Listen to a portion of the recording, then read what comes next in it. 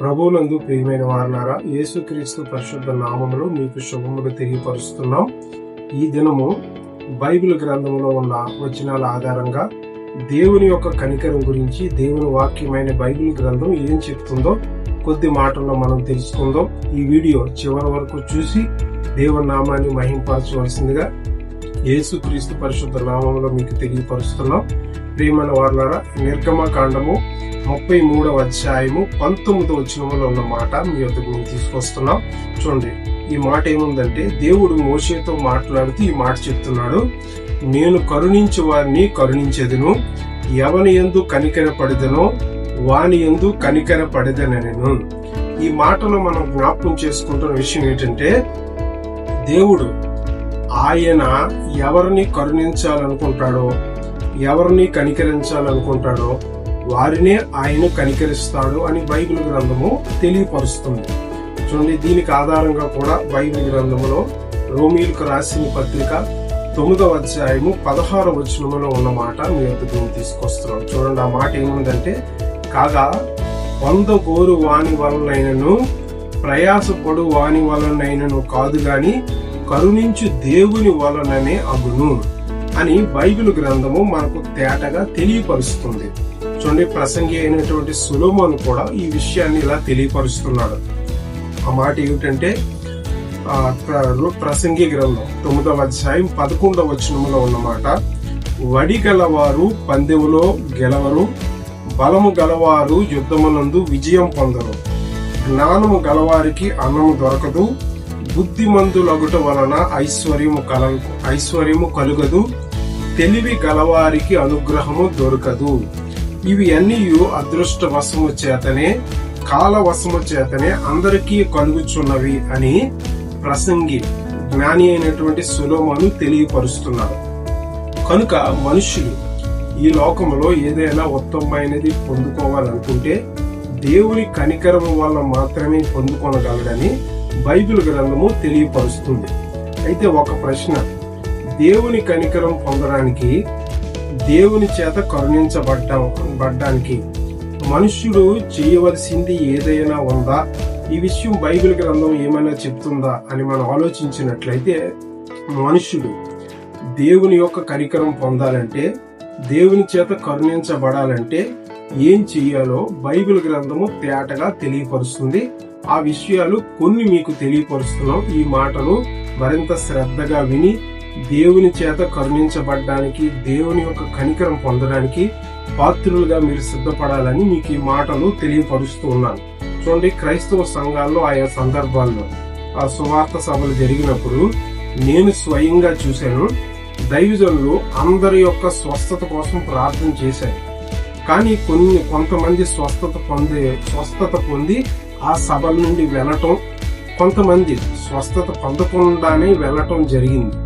దీన్ని బట్టి మనం అర్థం చేసుకోవాల్సిన విషయం ఏంటంటే, కొందరు దేవుని చేత కనికరించబడ్డారు, మరికొందరు కనికరించబడలేదని మనం జ్ఞాపకం చేసుకోవాలి.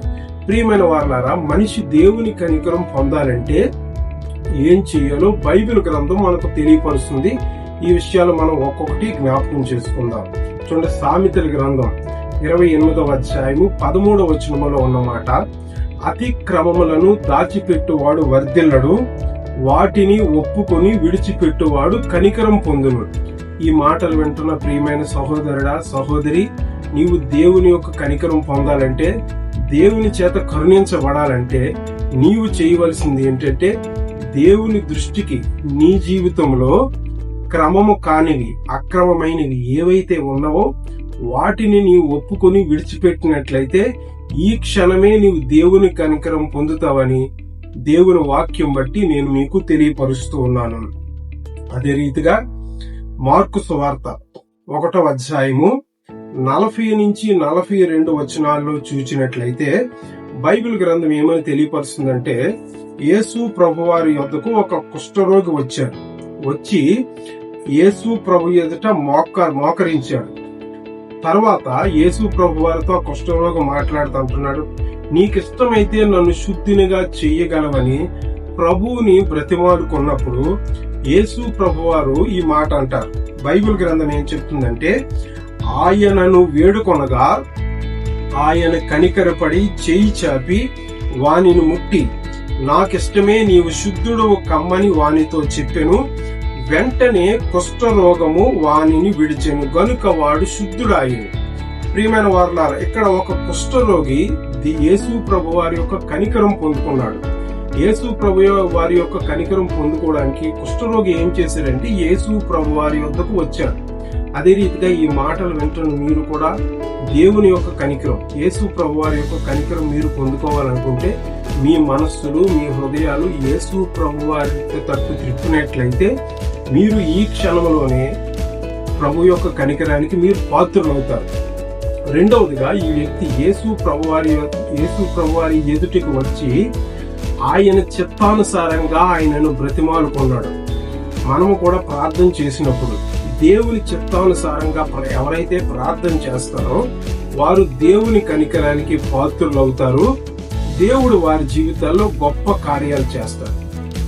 అదే రీతిగా మత్తయి సువార్త 9వ అధ్యాయము 36 నుంచి 37 వచనాలు మనం చూచినప్పుడు అక్కడ ఉన్న మాట ఏంటంటే, ఆయన జన సమూహములను చూచినప్పుడు వారు కాపరి లేని గొర్రెల వలె విసికి చెదరి ఉన్నందున వారి మీద యేసు ప్రభు వారు కనికరపడ్డారు అని బైబిల్ గ్రంథం చెప్తుంది. ఎందుకంటే వారు యేసు ప్రభు ఎదుటికి వచ్చారు, యేసు ప్రభు యొద్దకు వచ్చారు. రెండోది ఏంటంటే వారు యేసు మాటలను వినటానికి ఆసక్తి కలిగి ఉన్నారు. ప్రియమైన వారులారా, ఎవరైతే ప్రతిరోజు దేవుని వాక్యాన్ని పరిశీలనగా చదువుతారో, దేవుని వాక్యాన్ని శ్రద్ధగా వింటారో వారు దేవుని కనికరానికి పాత్రులు అవుతారని బైబిల్ గ్రంథము తెలియపరుస్తుంది. అదే రీతిగా లూకా సువార్త 7వ అధ్యాయము 13 నుంచి 15 వచనాలు మనం చూచినప్పుడు యేసు ప్రభువారు నాయీను అనే గ్రామానికి ఆయన వెళ్ళినప్పుడు అక్కడ ఒక విధవరాలు ఉంది. ఆమె తన యొక్క ఒక్కగానొక కుమారుణ్ణి ఆమె పోగొట్టుకుంది. తన కుమారుణ్ణి పాడి మీద మోసుకొని వెళ్ళిపోతున్నారు. ఆ సమయంలో యేసు ప్రభువారు ఆమె యొద్దకు వచ్చి, చూడండి బైబిల్ గ్రంథం ఇలా చెప్తుంది. లూకా సువార్త 7వ అధ్యాయము 13 నుంచి 15 వచనాలు మనం చూసినప్పుడు బైబిల్ ఏమని తెలియపరుస్తుందంటే, ప్రభు ఆమెను చూచి ఆమె యందు కనికరపడి ఏడవద్దని ఆమెతో చెప్పి పాడెను ముట్టగా మోయిచున్నవారు నిలిచిరి. ఆయన చిన్నవాడ లెమ్మని నీతో చెప్పుచున్నాను అనగా ఆ చనిపోయిన వాడు లేచి కూర్చుండి మాటలాడసాగెను. ఆయన అతనిని అతని తల్లికి అప్పగించెను అని బైబిల్ గ్రంథము మనకు తెలియపరుస్తుంది. ప్రియమైన వారులారా, ఇక్కడ ఒక విధవరాలు యేసు ప్రభు వారి యొక్క కనికరం పొందుకుంది. అందువలన ఏంటంటే ఆమె చనిపోయిన తన కుమారుణ్ణి బ్రతికించుకుంది. ఇక్కడ ఈమె యేసు ప్రభు వారి యొక్క కనికరం ఎందుకు పొందుకుందంటే, ఆమె విధవరాలుగా ఉన్నప్పటికీ దేవుని కొరకు నమ్మకంగా జీవిస్తూ ఉంది. ప్రియమైన వారులారా, ఈ మాట వింటున్న మీరు ఒకవేళ పేదరికంలో ఉన్నారా, సమస్యల్లో, ఇరుకుల్లో, ఇబ్బందుల్లో నలిగిపోతున్నారా, అధైర్యపడవద్దు, ఏమాత్రం చింతించవద్దు. ప్రభు వైపు చూస్తూ నమ్మకంగా జీవించండి. ప్రభు మీ మీద కనికరపడి అతి త్వరలో మీ కన్నీటిని ఆయన నాట్యముగా మార్చి మీ ద్వారా ప్రభు స్తుతి పొందుకుంటాడు అని నేను ప్రభు నామాన్ని బట్టి మీకు తెలియపరుస్తూ ఉన్నాను. ఆఖరిగా బైబిల్ గ్రంథంలో లూకా సువార్త 1వ అధ్యాయము 50 వచనంలో ఉన్న మాట, ఆయనకు భయపడు వారి మీద ఆయన కనికరము తరతరములుండును. ప్రియమైన వారులారా, ఎవరైతే యేసు ప్రభు వారికి భయపడతారో, ఎవరైతే ఆయన యందు భయభక్తులు కలిగి జీవిస్తారో వారు దేవుని కనికరాన్ని వారు మాత్రమే కాకుండా వారు తమ తర్వాత తరానికి కూడా, తమ తర్వాత తరములకు కూడా దేవుని కనికరాన్ని అందించేవారుగా ఉంటారు. అట్టివారుగా మీరు, మీ కుటుంబాలు, మీ ప్రియులైన వారు ఉండాలని దేవుని సేవకుడుగా నేను కోరుకుంటూ ఈ కొద్ది మాటలు చెప్పి ముగిస్తున్నాను.